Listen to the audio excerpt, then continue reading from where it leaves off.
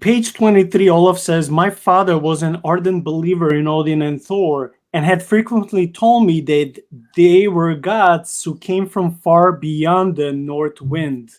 So he's somehow trying to connect this with this Yeah. realm that he discovered. Yet in this realm, at least in this part of the underworld realm, if we believe in the hypothesis that there are like numerous civilizations on the world, like one would be through the Tibetan entrance, and they're more like believing in Eastern sort of religion, mysticism, gods.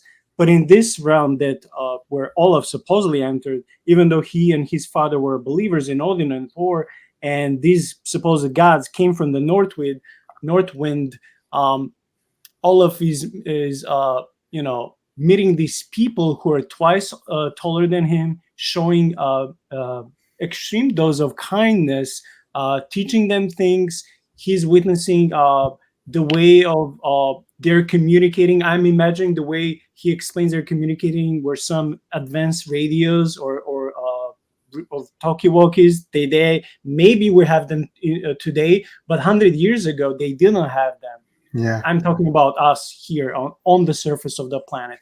And then he's presented to this priest, and he speaks highly of him. We don't know his name, and then he just has freedom to leave and goes back to whenever. In the beginning, I was thinking, could it be this that maybe God dwells with these people, that they're like, could it be that this is in a way paradise?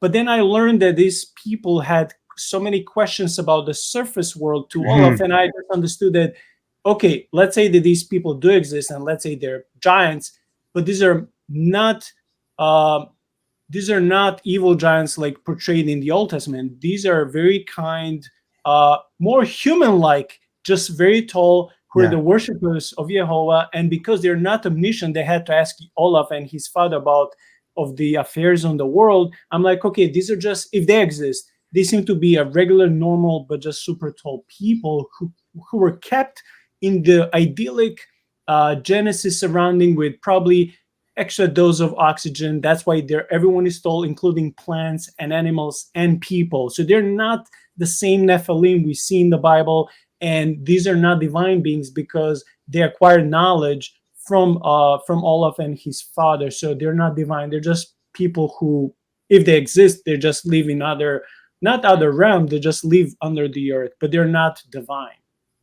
Yeah, that's my thoughts too. I don't think they're divine, but I like just because the fact they were asking questions about the surface world, like okay, they're lacking some information here, so obviously they don't know themselves. Like they feel the separation too from us. So, but it's interesting how you mentioned that Olaf's father talks about Thor and Odin, and he's trying basically to grasp or wrap his mind around what he's actually witnessing, trying to make it make sense with his lens, the lens through which he views reality, the what he knows, what he's familiar with.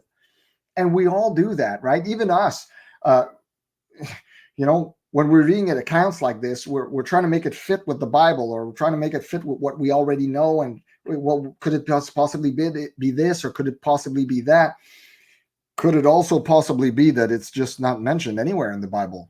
That has nothing to do with what we're actually reading in our scripture, right? The scripture would actually be treating about just the surface world and what we had to deal with as human race, and that these realms have their own accountability to Yahweh Himself on a whole different level, and we just don't know about them the same way they don't know about us. Yeah, before I read something more, I want to say what Joshua said, that the molten core would be probably the equivalent of a sun to them. And that's, I don't disagree with this. So even though they taught this to be as a seat or throne of God, it was probably nothing divine about this thing, the circular mammoth ball. It was just giving them energy, power, light, things of that sort, because they seem to be um, power 24/7, and they were like I don't remember reading that all I've ever witnessed there was nighttime. So yeah, that's interesting. I also want to say Yes. I came to the page where I remember how he was witnessing that whenever he was picked up by their ships, he was mentioning that they're like silence. They don't produce noise when they will be moving, and they will move so graciously. They will move on one track, not two, like we have trains with two tracks, but like it will go on one track, and they're like so fast and so elegant. And then he was speaking about that these people talk different language, which he didn't understand always, but he had to learn eventually. I Yeah. mean, this is like, again, we don't know if this is true, but I think that a very cool movie can be made. Yeah, I was going to say that if they were to adapt it in a movie, that would be awesome to watch. I mean, it would be a really cool adventure, like not like Gulliver's Travel, but on the same, in a similar way, but the opposite. Gulliver met with the small Lilliputians, or but over there is giants. So, but it's interesting. It would make a really cool movie.